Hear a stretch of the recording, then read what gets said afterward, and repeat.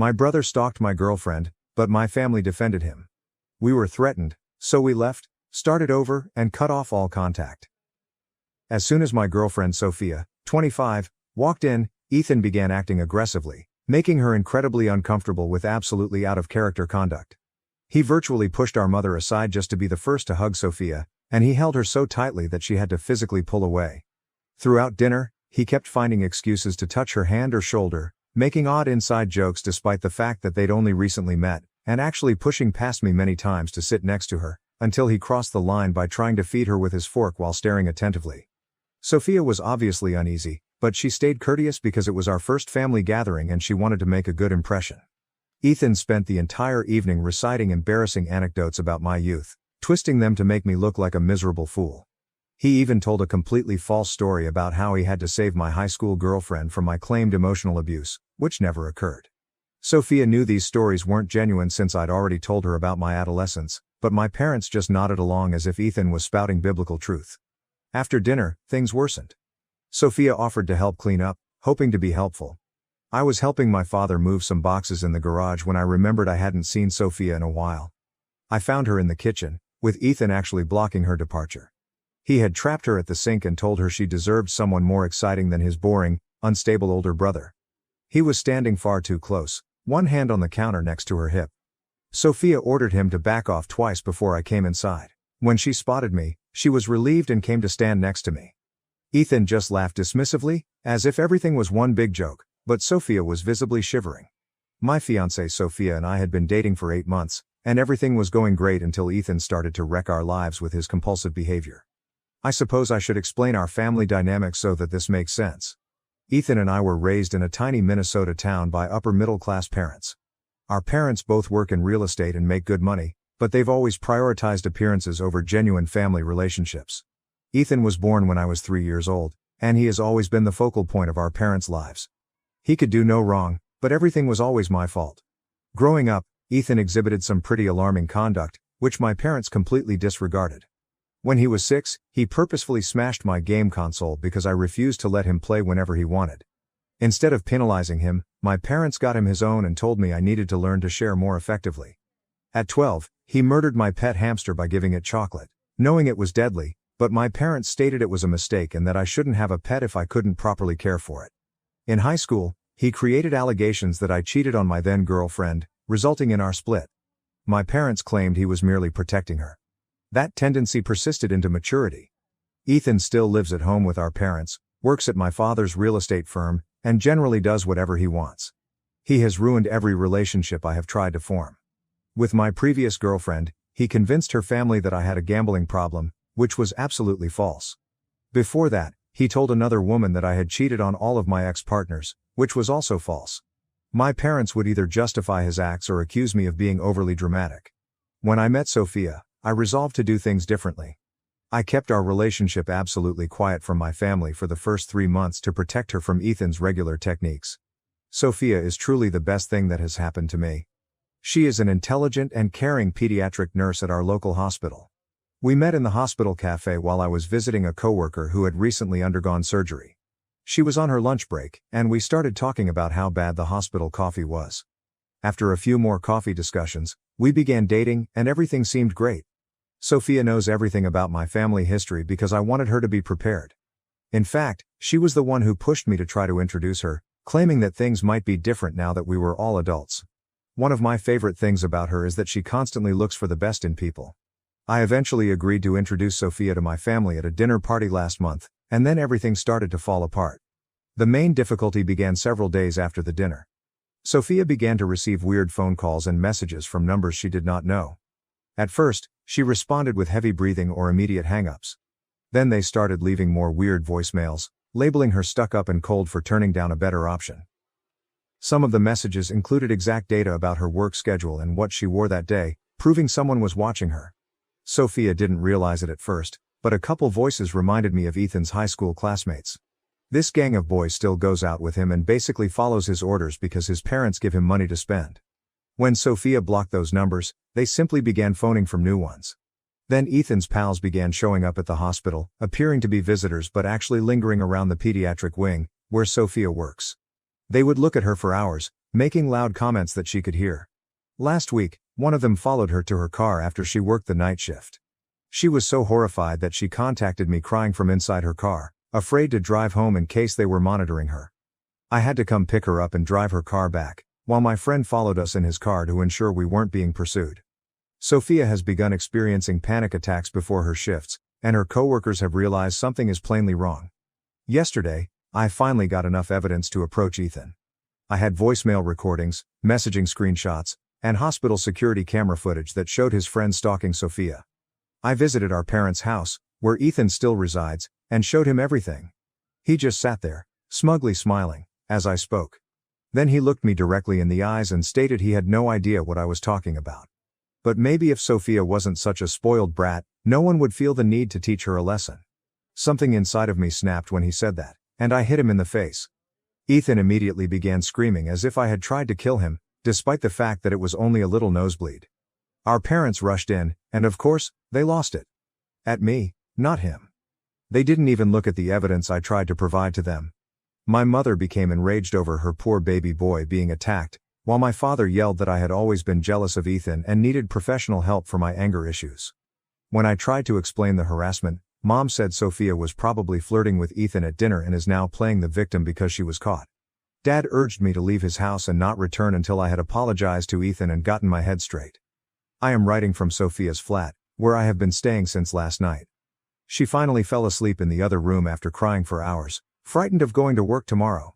Sophia's supervisor has been understanding thus far, but she is concerned that if the problem escalates, she may lose her job. She enjoys working with children in pediatrics and should not be forced to give it up because of my insane brother. I really don't know what to do anymore. Every time I think Ethan cannot go any lower, he proves me wrong. Our parents are absolutely encouraging his actions and have been gaslighting both me and Sophia about what is happening. The police will not take action unless there is more direct evidence linking Ethan to the harassment. Sophia is terrified, her job is in jeopardy, and my family treats us as if we are the problem. Has anyone ever dealt with something like this? How do I keep Sophia safe while dealing with such a toxic family? Should I do more to capture everything that happens? Any advice would be highly appreciated. I'm at my wit's end. Update 1. First and foremost, I'd like to thank everyone who responded to my first post. Reading all of your answers helped me realize how serious the problem is. Sophia and I attempted to follow a lot of the advice many of you gave about documenting everything and taking legal action. Unfortunately, things have become worse over the last 2 weeks, and I need to rant about it. We followed the instructions and went to the police. Sophia and I spent hours gathering proof, including screenshots of all the threatening messages, voicemail recordings, and hospital security footage that showed Ethan's buddies lurking. We also received written testimonies from 3 of Sophia's coworkers who witnessed the stalking conduct. The officer we initially spoke with was concerned, particularly regarding workplace harassment, but things quickly became difficult. It comes out that Ryan, Ethan's best buddy and one of the main perpetrators of the abuse, is the son of a local police sergeant. When we stated Ryan's name, the officer's tone completely altered. He began by stating that without concrete proof that Ethan was coordinating everything, there was little they could do. He further indicated that Sophia was misinterpreting friendly attention from people who were just hanging around the hospital for legitimate reasons. He even had the arrogance to wonder if Sophia had somehow piqued their interest. We wanted to speak with another officer, preferably a female, but they refused. Finally, they stated they'd send a warning to everybody we could identify from the tape, but that was all they could do in the absence of specific evidence of actual threats. It felt like an absolute waste of time. My parents' reaction was far worse than I anticipated. The day after we went to the police, Ethan arrived at their house with a black eye, claiming I had struck him again. I hadn't seen him since the night I hit him 2 weeks before, but my parents quickly believed him. My mother called, sobbing about how I'd lost control, and was trying to destroy Ethan's life. She said going to the police demonstrated I was purposefully attempting to damage his future over a stupid misunderstanding. Then my father called. He was infuriated. He threatened to cut me off financially, which would have been problematic if I still relied on them. Fortunately, I have a steady career in software development and my own apartment. He also threatened to fire me from the family real estate company, conveniently forgetting that I never worked there. That is Ethan's job. It truly demonstrates that they don't regard me as my own person, but rather as an accessory to Ethan's life. The true calamity occurred this past weekend. My mother repeatedly called and texted, saying they wanted to fix things, as a family. She assured that Ethan was sorry for everything and wanted to apologize to both me and Sophia. She stated that they had discussed limits with him, and he was aware that his behavior was wrong. After discussing it with Sophia, we decided to give them the opportunity to make things right. That was an enormous error. We went to my parents' house expecting a family dinner to reconcile things. I sensed there was something odd from the moment we went in. The house was full with my parents, Ethan, our aunt and uncle, who usually support Ethan, and, worst of all, Ryan and two of the guys who had been pursuing Sophia at work. My mom referred to it as a family intervention. For 2 hours, they all took turns criticizing Sophia's character, while Ethan sat there looking smug. My mother delivered a lengthy lecture about Sophia's obvious jealousy of Ethan's attractiveness and success. What success? And how she had been flirting with him during dinner. She claimed Sophia made up the harassment because she felt sorry about leading Ethan on, and was now attempting to cover her tracks. Sophia, according to my aunt, was probably used to having attention from males at work and mistook nice conduct for stalking out of guilt.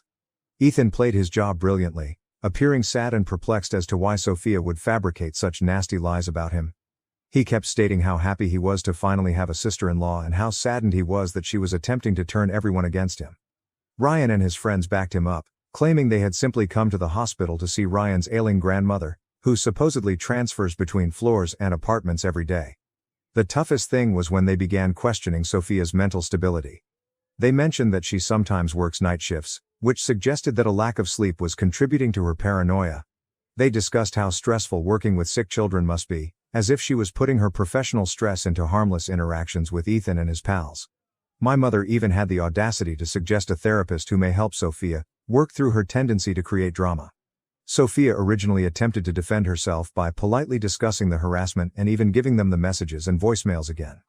But they kept talking over her, dismissing her facts as misunderstandings or hinting that she had caused everything. When Ryan began outlining in detail what Sophia had worn on specific days at work, demonstrating he had been monitoring her, my parents assumed Sophia was attempting to attract attention. Things grew terrible when they invited Ryan and his pals to join us for dessert, claiming they wanted to demonstrate what good young men they truly were. Sophia was having problems breathing and had to leave the room. When I attempted to follow her, my mother grabbed my elbow and told me it was time to choose between my real family and a clearly unstable girl who's just trying to cause problems. Sophia is who I choose. We left quickly, and I haven't spoken to my family since that night. Ethan's buddies have escalated their harassment, spreading reports at Sophia's workplace that she is mentally unstable and has a history of false claims. Her supervisor summoned her to a meeting yesterday to raise worries about drama at work. While he appeared empathetic, he warned her that the disruptions were beginning to damage her job performance and that she considered transferring to a different department or hospital. We've engaged an attorney to help us obtain a restraining order, but the procedure is sluggish. Sophia has been looking for jobs at other hospitals, and one of her old co-workers has offered to help her find work at a hospital some 300 miles away. I hate that we're being forced to take such harsh actions, but I can't face watching Sophia live in constant worry and tension. She now sobs before every shift and has lost weight because she is too anxious to eat properly. I really don't know what to do anymore. Every attempt to approach this sensibly has failed. My family is absolutely insane, the cops are ineffective, and it appears that Ethan is winning. How can you fight back when people want to believe the worst about you, and the best about your abuser? Update 2. I wish I had better news, but everything fell apart following what happened at my cousin Chloe's wedding last weekend. I've been trying to comprehend everything for the last few days before posting this update. What was supposed to be a happy family celebration turned into a nightmare that left Ethan in handcuffs and our family irrevocably shattered. To begin, Chloe has always been the only member of the family, aside from my grandfather, who recognized Ethan's deception. When we were youngsters, Mom caught Ethan abusing her cat and informed everyone, but my parents convinced us she was lying for attention. She never forgot, and she has been completely supportive of me throughout Sophia's condition. She even drafted a thorough statement for our attorney explaining Ethan's troubling background. When Chloe sent her wedding invites, Sophia and I were hesitant to go. But Chloe called us directly and said she only invited Ethan because her parents insisted, and she had hired extra security just to keep an eye on him. She also sat us at a table with her husband's family, far from my parents and Ethan. We assumed that with all of the witnesses and security present, Ethan wouldn't do something stupid. We were mistaken. The ceremony went well, owing in large part to Ethan's duties as a groomsman. Noah, Chloe's husband, is our cousin on the other side of the family and was unaware of any of the drama. Everything appeared to be in order at first glance. Ethan sat at the family table with our parents, while we were across the room with Chloe's in-laws. Sophia began to relax and enjoy herself for the first time in weeks. Sophia used the restroom around 9 p.m. She had been gone for approximately 10 minutes when I saw Ethan wasn't at his table anymore. Something seemed strange, so I went to check on her. Sophia screamed as I was about to enter the restroom. I began running when Noah and his brother turned the bend in front of me. They discovered Ethan pushing Sophia against the hallway wall outside the lavatory, attempting to force himself on her while she struggled. He had one hand over her mouth and the other forcefully grabbing her arm, leaving bruises. Just as I arrived, Noah and his brother had dragged Ethan off of her. Sophia shook and cried. Her dress was torn at the shoulder, and there were already visible bruises on her arm. Ethan was clearly intoxicated and began ranting that Sophia had been teasing him all night, she had literally not gone near him, and that she had followed him into the hallway. She arrived first. Noah's brother, a police officer from another city, quickly called the local police, and Noah assisted Sophia into a private room where Chloe and her mother attempted to calm her down. This is where things went even worse, if that's possible. When the cops arrived, my parents attempted to stop them from detaining Ethan. My mother cried that it was all a misunderstanding, that Sophia had plainly misled Ethan, and that they shouldn't ruin his life for one minor drunken mistake. My father physically attempted to stop the officers from handcuffing Ethan, urging that they treat this as a family matter. Ethan went between crying about how Sophia seduced him and threatening everyone, claiming that none of us understood what he was capable of. He appeared absolutely unhinged. As they eventually got him into the police car, he started yelling that Sophia was a whore who had been asking for it since the day they met. Some guests captured the entire event on their phones. The aftermath was catastrophic. My parents got into a frenzy, phoning everyone in the family to provide their account of the events. They claimed Sophia took Ethan into a quiet spot, came onto him, and shouted assault when he rebuffed her. They claimed she planned the entire incident to exact revenge on Ethan for revealing her lies about the harassment. They even claimed that Noah and his brother hit Ethan before the cops arrived, which they did not, and that Sophia hurt herself. The one bright spot is that the wedding video shows Ethan following Sophia into the restroom hallway. With her bruises, many witnesses, and video proof of Ethan's breakdown during the arrest, our lawyer believes we have a solid case. Several relatives who attended the wedding have come forward to testify about Ethan's actions throughout the night, including inappropriate remarks he made about Sophia and how he pursued her during the reception. My parents have threatened to disown me unless Sophia drops the claims. They've been phoning and messaging nonstop, alternately apologizing for tearing the family apart, and threatening to cut me out of the inheritance. They even showed up at my apartment yesterday, generating a disturbance that prompted my neighbors to contact the police. My mother screamed over how I was putting her sweet boy in jail, while my father swore to make sure I never worked in this state again. Sophia and I reached a decision. She accepted a job offer at a hospital 300 miles away, and I plan to work remotely for my firm. We're moving at the end of next month. Many people may believe we are fleeing, but we simply need to escape the toxicity and start over somewhere new. Chloe understands and has agreed to keep us up to date on any family developments. The most difficult part of all of this is knowing that my family will never accept Ethan needs help. Even after seeing him abuse someone at a wedding in front of witnesses, they continue to defend him and blame the victim. I've often wondered what might have happened if someone had intervened when we were kids, but we'll never know. Right now, I just need to concentrate on safeguarding Sophia and creating our new life together, away from Ethan and my parents' enabling behavior. Update 3. I hadn't planned to submit any more updates, but something happened yesterday that I feel compelled to tell. After 4 years of fortunate silence from my family, I received a frantic phone call from my mother, leaving me feeling both vindicated and heartbroken. First, a little update on Sophia and myself. We married 2 years ago in a short ceremony attended by Chloe's family and Sophia's relatives. We purchased a home in our new location, and Sophia is now the head pediatric nurse at her hospital. I am still working remotely for the same company, but I was promoted to senior developer last year. We're expecting our first kid, a baby girl, in 3 months. Life has been serene and cheerful, which makes what I am about to say much more frightening. Yesterday afternoon, I was in a conference when my phone started ringing incessantly with calls from my mother. I normally disregard strange numbers because my family has a tendency of purchasing new phones to reach us, but this time she left a message that sounded truly frantic. When I called back, she was sobbing so hard that I could not hear her. Ethan married a woman named Olivia last year. We were all unaware of it because we hadn't spoken to that side of the family since the wedding. Apparently, Ethan met Olivia in church, and their families swiftly planned their marriage. My mother kept going on about how wonderful everything was, how Ethan had finally found a good Christian woman who understood him, and how they were all so happy, until last week. Olivia's coworker called the police last Thursday after she failed to show up for work for 3 days. Officers discovered Olivia seriously injured during a wellness check. She had 2 broken ribs, a shattered wrist, and several bruises across her body. But here's what really stunned me: when the police looked into it further, they discovered that my father had been assisting Ethan in concealing the abuse for months.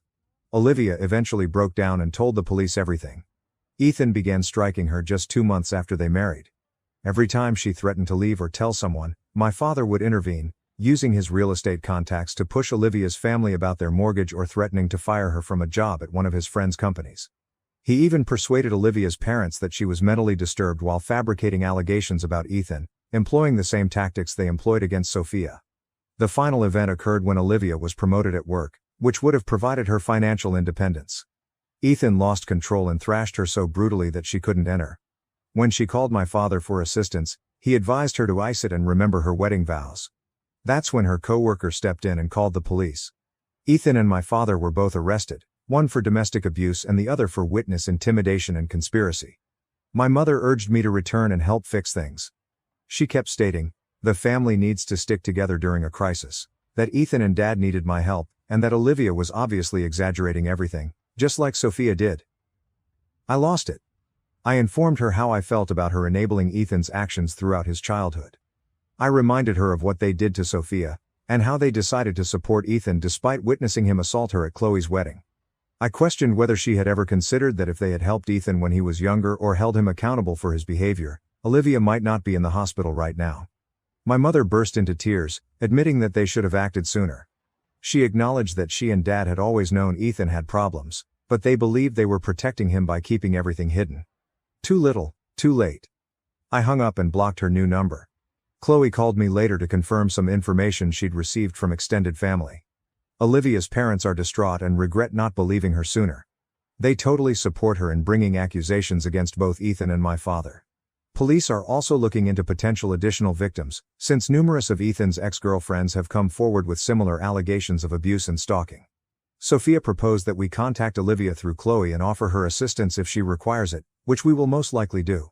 Sophia mentioned how fortunate she was to have assistance when coping with Ethan, and Olivia may need someone who understands what she's going through.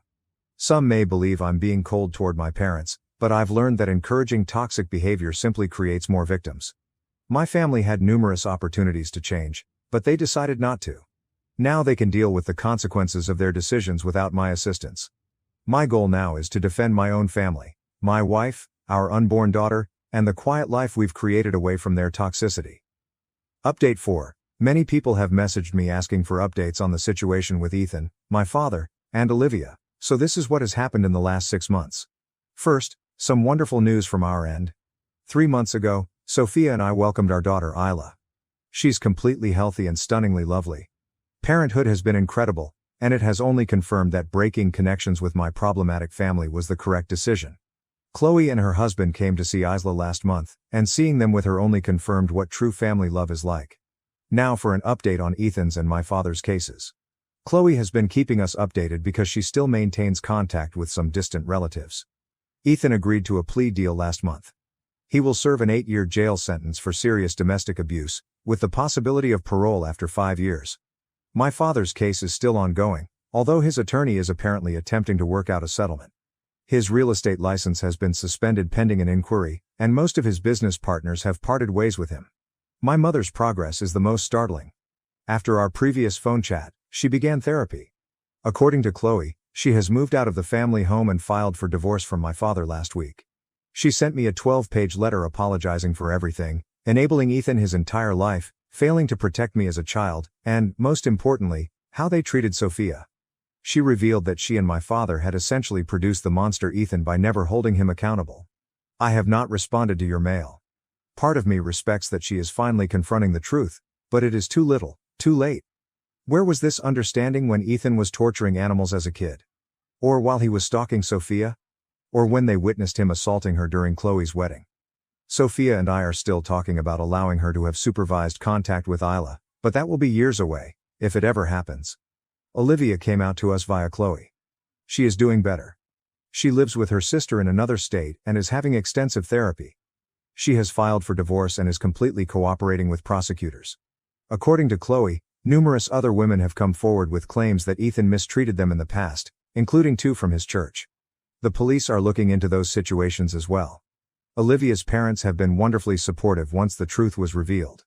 They publicly apologized to her for not believing her sooner and severed all connections with my parents. They're even collaborating with domestic violence organizations to help other families identify indicators of abuse and manipulation. Our extended family is fundamentally divided into 2 factions.